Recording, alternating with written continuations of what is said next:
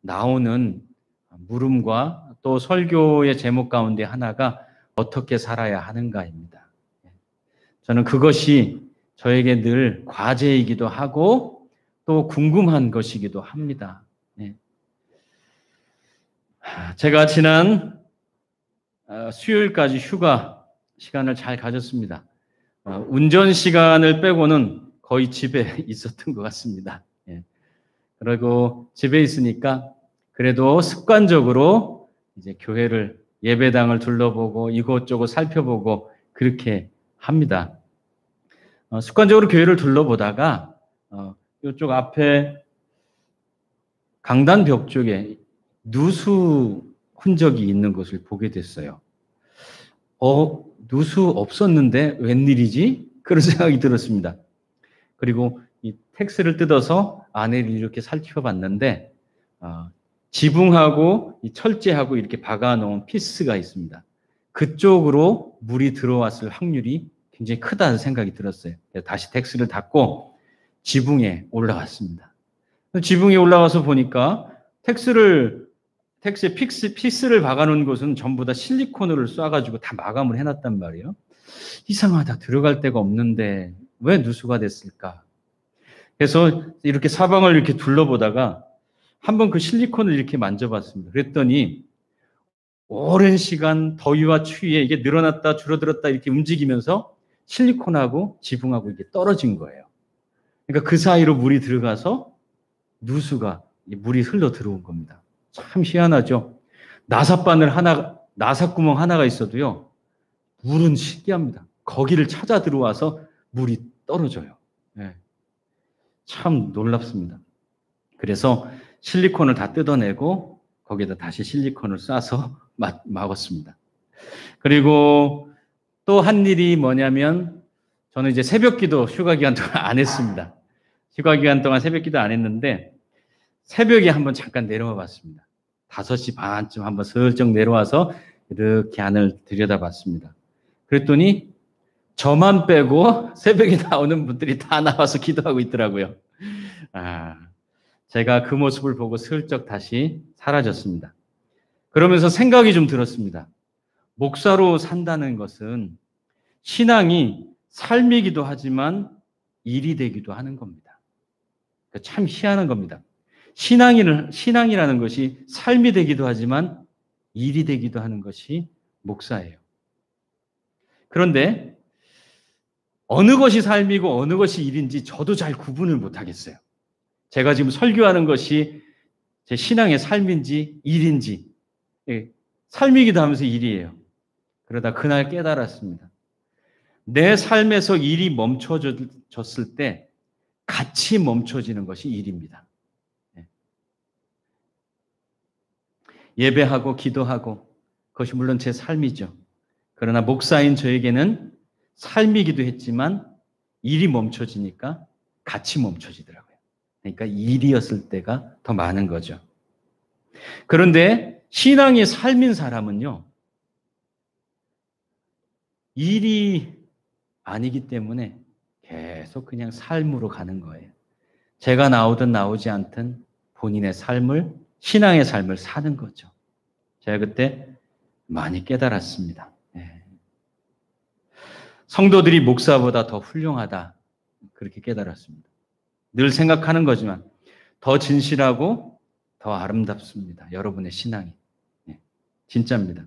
성경에 선생 되지 말라 가르쳐 주셨습니다. 그 이유를 압니다. 옳은 말씀이에요. 일하는 사람이 삶으로 걷는 사람 앞설 수 없어요. 그래서 제가 여러분 앞에 서서 이렇게 설교합니다. 그렇지만 제가 멋들어진 말을 한다고 절대 훌륭한 사람이 아닙니다. 속지 마십시오. 그게 아니고 그 말을 듣고 살아가는 성도가 더 훌륭한 사람이고 그리고 더 칭찬받을 사람인 거예요. 저 그렇게 생각합니다. 솔직한 마음입니다.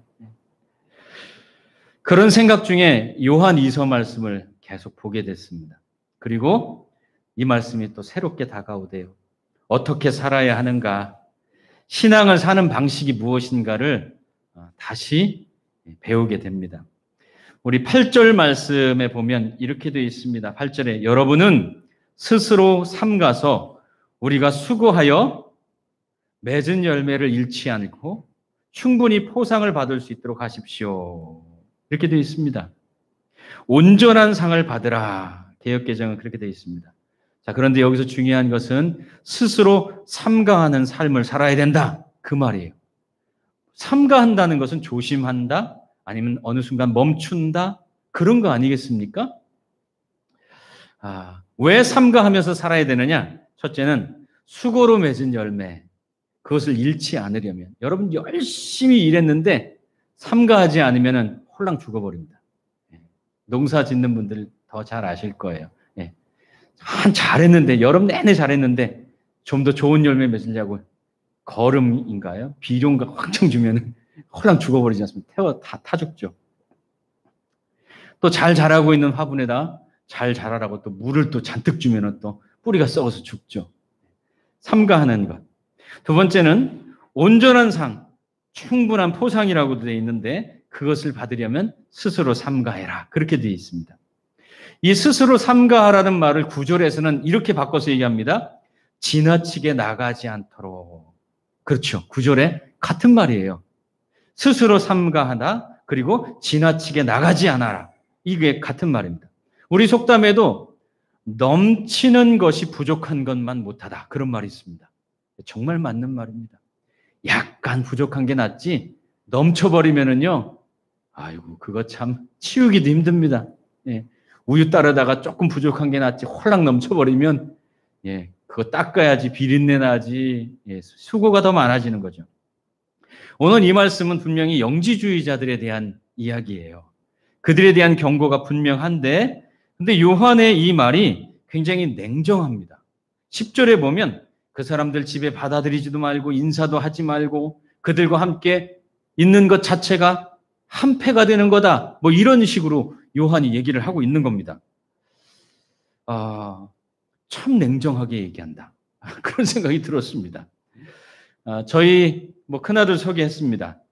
큰아들이 이제 어렵지만 자랑스럽게 군 생활을 잘 하고 휴가를 나왔습니다. 참 감사하게 생각합니다. 둘째 아들도 와 있습니다. 둘째 아들도 어린 나이에 직장 생활하느라 고생이 참 많습니다. 그런데 그동안 아무 말도 하지 않았던 둘째 아들이 이번엔 웬일인지 어려운 얘기를 하는 겁니다. 자기가 직장 생활하면서 이제 상사들의 이야기들을 하고, 아마 오랫동안 참고 집에서 걱정할까 봐 얘기 안 했겠죠. 근데 그런 이야기들을 하더라고요. 그런데 그 중에서 싫은 것이 자기 상사들이 뒷담화하는 게 너무 싫대요. 그냥 가르쳐주면 되고 잘못했으면 잘못했다 얘기하면 되는데 그냥 저쪽에 모여가지고 키득키득거리면서 쟤는 뭐가 어떻고 저떻고 하면서 뒷담화를 한다는 거예요. 그게 너무 싫다는 거예요. 그래서 그런 얘기를 했습니다. 사람들은 누군가를 험담하면서 자기 스스로 우월하다고 느끼는 사람들이 있어. 그리고 그렇게 하는 것이 나는 그 사람하고 다른 사람이야. 나는 그 사람보다 훨씬 나은 사람이야 라고 스스로 만족하면서 얘기하지만 사실은 미성숙하고 못난 사람들이 하는 짓이야. 그래도 너는 부모에게서 그렇게 하는 것이 불편하다는 삶을 너도 모르는 사이에 배운 거고, 그리고 너는 신앙생활, 교회를 나오고 예배를 드리고 신앙생활 하면서 나도 모르게 그런 자리에 있는 것이 옳지 않다는 것을 몸에 체득한 거야. 이렇게 얘기를 해줬어요. 저는 제 아들이 그런 자리에 함께 어울려서 키득거리지 않는 것이, 오히려 그것이 너무 불편하게 느끼고 있는 것이, 괴로운 것이 저는 너무나 기뻐요. 저는 좋아요. 지난번에 밖에 누군가가 그 이상한 유인물을 자꾸 놓고 가서 그 CCTV에서 그 사람 사진을 뽑아가지고 이런 거 하지 마세요 하고 제가 붙여놓은 적이 있습니다. 그런데 어떤 목사님이 저에게 오셨다 그걸 보고선 이 사람들 신천지입니다 그러더라고요. 그 사람들이 자기 교회도 왔었대. 그래서 붙잡아서 혼내줬답니다. 제가 그 얘기를 들으면서 이 사람들 참 못됐다. 참 못됐다 그런 생각했습니다. 비겁하고 참 못됐습니다. 몰래 와가지고 그거 싹 놓고서 얼른 도망갑니다. CCTV 보면 다 나오거든요. 참 못됐다. 그런데 만약에 그 사람이 왔는데 여러분 중에 누군가가 마당에서 쉬고 있다가 그 유인물을 받고 맞아요 맞아요 하면서 같이 고개를 끄덕이고 있는 모습이 찍혔다고 한번 생각해 보십시오. 그러면 아마 저는 되게 섭섭했을 것 같아요. 예. 그러면 안 된다고 같이 그렇게 고개를 끄덕이고 있는 것 자체가 한패가 되는 거라고 저도 얘기했을 것 같아요. 지금 요한이 그 얘기하는 겁니다. 영지주의자들이 교회에 들어와서 그들이 예수는 몸으로 오지 않았다. 물론 그들은 신앙적인 열심을 가지고 얘기한 거예요. 어떻게 우리하고 똑같은 몸으로 예수님이 오실 수 있느냐? 근데 지나친 거예요. 지나친 거. 근데 그들이 교회에 왔을 때 집으로 받아들이고 인사하면서 함께 키득거리고 고개를 흔들고, 고개를 흔든다는 것은 마태복음 27장 예수님이 십자가에 달리셨을 때 그 밑에 있는 사람들이 고개를 흔들었다 그랬습니다. 그것은 조롱의 말입니다. 에이, 글러먹었어 이 말이죠. 그 모습을 요한이 보았다면 분명히 10절처럼 얘기했을 거예요. 저도. 바로 그렇게 이해할 수 있을 겁니다. 시편 1장 1절엔 유명한 말씀이 있죠. 복 있는 사람은 악인의 꾀 쫓지 않고 죄인의 길 서지 않고 오만한 자의 자리에 서지 않고, 그렇게 얘기하죠. 그러니까 스스로 삼가한다는 것은 도대체 무엇일까? 우리 말은 많이 하는데 스스로 삼가한다는 것은 머무를 곳에 내 삶을 두는 겁니다. 머물러야 될 그곳에 내 삶을 두는 거예요. 다른 곳으로 자꾸 옮겨놓는 거 아니에요. 지난 금요일 밤에 한 성도가 휴가를 갔다가 잠깐 들려서 이야기를 하게 되었습니다. 그런데 이야기하다 그분이 그런 얘기를 해요. 교회가 부담으로 오는 곳이 아니고 오면 쉼을 주는 것처럼 편안하게 느껴져서 너무 좋아요. 그렇게 얘기하더라고요. 저는 감사했어요. 제가 최고의 칭찬입니다 하고선 감사를 표했습니다. 맞아요. 교회가 부담을 주고 아니면 무엇인가 어려운 마음을 주고 발길하기가 괴롭고 그러면은 안 되죠. 오면은 쉼을 주는 곳, 그런 곳이었으면 참 좋겠습니다. 스스로 삼가한다는 것은 뭐냐? 사막과도 같은 인생을 살다가 말씀 안에서, 진리 안에서 오아시스를 발견해서 그 안에서 멈추는 거예요. 인생을 비유하는데요, 산으로 비유하기도 하고 그리고 사막으로 비유하기도 합니다. 산으로 비유하는 경우는 성공지향적인 고지론이라고 얘기합니다. 산 꼭대기까지 올라갈 때는 어떻게 올라가야 되느냐, 뭐 그거예요. 등산화를 가볍게 신고 뭐 짐을 들지 않고 뭐 그런 거 얘기죠. 그러니까 성공지향적이에요. 근데 저는 산을 오르는 것도 있지만 그러나 사막을 건너는 것이 인생과 비슷하다라고 생각해요. 왜냐하면 사막은 드라마틱하지 않아요. 어제도 사막이고 오늘도 사막이에요. 그냥 끊임없이 펼쳐져 있는 모래예요. 그게 인생이에요, 사실은. 그런데 그 사막을 지나는 법이 있다고 합니다. 첫째는요, 차를 타고 가잖아요. 차를 타고 가다 보면 모래에 바퀴가 빠집니다. 그때 쌩 하고 더 힘을 내면 더 빠져 들어갑니다. 그때는 타이어에 바람을 뺀답니다. 타이어에 바람을 빼서 약간 좀 한 쭈글쭈글해지면 그때 그 힘으로 올라간답니다. 바람을 빼야지 모래를 나올 수 있답니다. 우리의 삶도 그래야 된답니다. 문제가 있을 때는요, 해결하겠다고 더 달려들면 더 괴로워집니다. 남녀관계도 그렇잖아요. 서로 문제가 있을 때 더 사면은 상승작용이 되죠. 그때 힘을 빼야 돼요, 힘을. 그리고 사막은 혼자 가면 죽는답니다. 인생도 혼자 사는 건 없습니다. 함께 가는 겁니다. 사막은 나침반을 보고 가야 된답니다. 사막에서 주변 산이나 환경이나 이런 거 보고 가잖아요. 그럼 죽는답니다. 그 다음날 자고 일어나면 산이 하나 옮겨져 있어요. 바람 불면 이 모래산이 옮겨져 가거든요. 그러니까 상황을 보고 주변 환경을 보고 가면 죽습니다. 나침반 보고 가야 된답니다. 나침반. 사막을 건널 때는요, 신기루가 보인답니다. 그 신기를 보면 저쪽에 오아시스가 보인대요. 그래서 그쪽으로 막 뛰어가면은 죽는답니다. 그 반대쪽에 있답니다.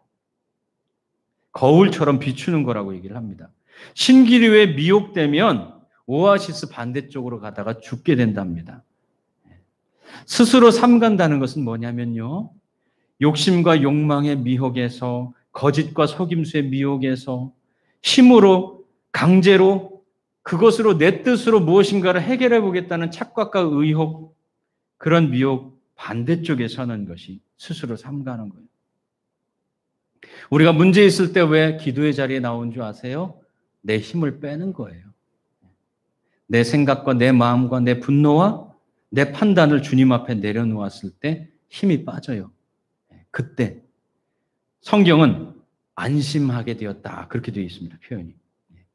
내 마음이 평화가 찾아오고 안심했을 때 그때 일어서는 겁니다.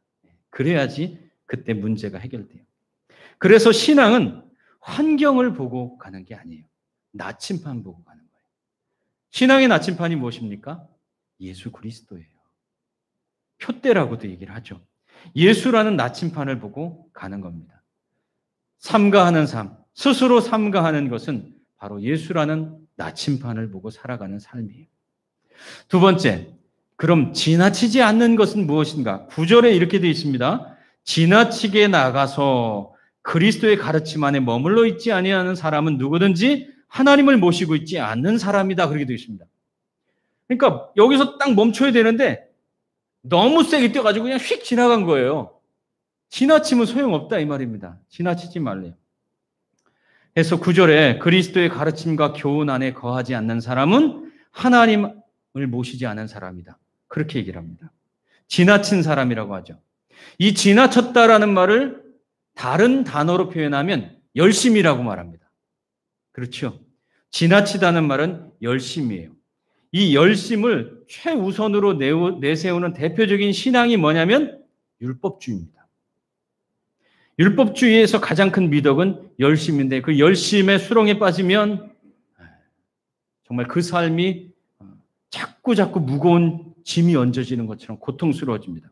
그래서 우리의 신앙이 지나친 것이 될 때 수렁에 빠지는 순간에 서는 거예요. 아이러니하게 이 수렁에 빠지는 순간은 너무 열심히 할 때입니다. 여러분의 삶이 방향을 잃을 때는 언제냐? 아이러니하게 보여지는 열심이 기준이 될 때 방향을 잃습니다. 우리의 기준은 오직 하나님이 가르쳐 주신 것이. 하나님이 가르쳐 주신 것이 뭡니까? 예수를 우리에게 주신 거예요. 그래서 예수를 우리에게 주셔서 우리를 살게 하신 것, 그것을 우리는 하나님의 서로 사랑이다. 그렇게 얘기했습니다. 요한 1서 2서를 그 안에서 얘기하는 겁니다. 그래서 그 하나님의 서로 사랑을 오신 예수님께서 몸으로 삶으로 보여주신 것이 바로 또 서로 사랑입니다. 이 서로 사랑으로만 하나님의 사랑을 증거할 수 있다. 그렇게 얘기했습니다. 열심만 강요하면요, 채찍을 들게 됩니다. 채찍을 들이대고 사람은 소중한 대상이 아닙니다. 바꿔야 될 존재이고요, 부려먹어야 될 대상이 됩니다. 신앙도 열심히 기준이 되면 믿음은 날이 갈수록 무거운 짐이 됩니다. 그렇게 살았던 사람들이, 그렇게 했던 사람들이 바리새인들이었습니다. 예수님께서 욕까지 하셨습니다. 이 덕사의 자식들아. 우리 한국시로 바꾸면 이 개땡땡들아 이겁니다. 뭐 예수님이 하셨다고 해서 욕도 고상하게 생각하지만 그렇지 않아요. 예수님이 그렇게 욕하셨어요. 바리새인은 열심히 기준인 종교인입니다. 그들은 율법을 다 지켜야 된다고 가르쳤습니다. 그래서 무거운 짐을 지우고 자기들은 손가락도 하나 안 된다라고 예수님이 비판하셨습니다. 진리를 지나치게 되는 순간, 그것이 어쩌면 우리 열심히 극에 달했을 때가 아닐까 생각이 듭니다. 진리라고 하는 것이 무엇일까 생각했습니다. 진리는 중립적이다. 저는 그렇게 생각합니다. 진리는 언제나 그 자리에 있습니다. 진리는 언제나 그 모습 그대로 있습니다. 진리는 언제나 다 보여줍니다. 예수님은 십자가에서 사람들이 내려오라는 소리를 들었습니다. 조롱하는 말이죠. 내려오라고. 아니 당장 내려오라고. 예수님한테 네가 메시아면 내려와라. 예수님이 빈정이 상해가지고 못 그냥 쑥 뽑아버리고 훌쩍 뛰어내릴 수도 있죠. 봐라, 이때가 메시아다 하면서. 그럴 수 있죠. 그런데 예수님은 십자가에서 안 내려오셨어요. 그냥 고통이었지만 하나님과 약속한 그 자리에 계셨어요. 그래서 구원의 진리가 되셨습니다. 있는 모습 그대로 다 보여지셨어요. 십자가는요, 부끄러운 자리예요. 왜 그런 줄 아십니까? 우리가 보는 성화에는 뭐 이렇게 헝겊 조각이 이렇게 하나씩 이렇게 두르고 십자가에 달려 있잖아요. 아니에요. 알몸으로 달려요. 알몸으로. 그게 십자가예요. 얼마나 부끄럽고 창피한, 모욕적이고 수치스러운 곳입니까? 네. 그런데 예수님은 그렇게 발가벗겨져서 다 보여지셨어요. 그러면서 말하십니다. 예수님은 자기를 길이요, 진리요, 생명이다. 그렇게 얘기를 하십니다. 진리는 그 자리에 있습니다. 그 모습으로 다 보여주셔요. 예수님을 또 뭐라고 표현했는가 봤더니 요한계시록 3장 8절에 열린 문이다 그렇게 말합니다. 예수님이 빌라델피아? 찾아보셔요. 근데 그 교회 문을 하나 열어두었는데 아무도 닫을 수 없대요. 아무도 닫을 수 없대요. 그런데 그 문으로 들어오는 자는 생명을 얻는데요. 그래서 예수님은 열린 문이래요. 요한복음 10장 7절에서 9절의 말씀에 보면 양의 문이라고 그래요. 자기를 양의 문. 그러면서 누구든지 나를 통해서 들어오면 구원과 꼴을 얻는다. 그렇게 말씀하십니다. 예수라는 문은 그 자리에 열려 있어요. 여기 갔다가 저기 갔다 그런 문이 아니고 예수님은 그 자리에 열려 있는 문이에요. 양이 하루 종일 나가서 꼴을 아니면은 뭐를 찾아서 돌아다니다가 다시 그 자리, 언제든지 그 자리에 오면 그 문을 통해서 들어갈 수 있는 열린 문, 열려 있는 생명의 문이라 이거죠.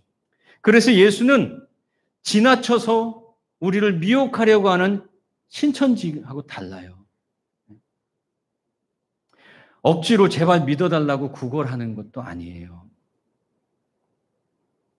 예수님은 미혹할 필요가 없어요. 진리로 그 자리에 생명의 문으로 그냥 존재하셔요. 그 문을 열고 계신 분이 예수님이에요. 저는 교회라고 하는 것이 어떤 모습이 되어야 하는가 그 예수님의 모습을 통해서 생각하게 돼요. 결론입니다. 첫째, 믿는 교회도 가장 먼저 해야 될 것은 진리 위에 서는 거예요.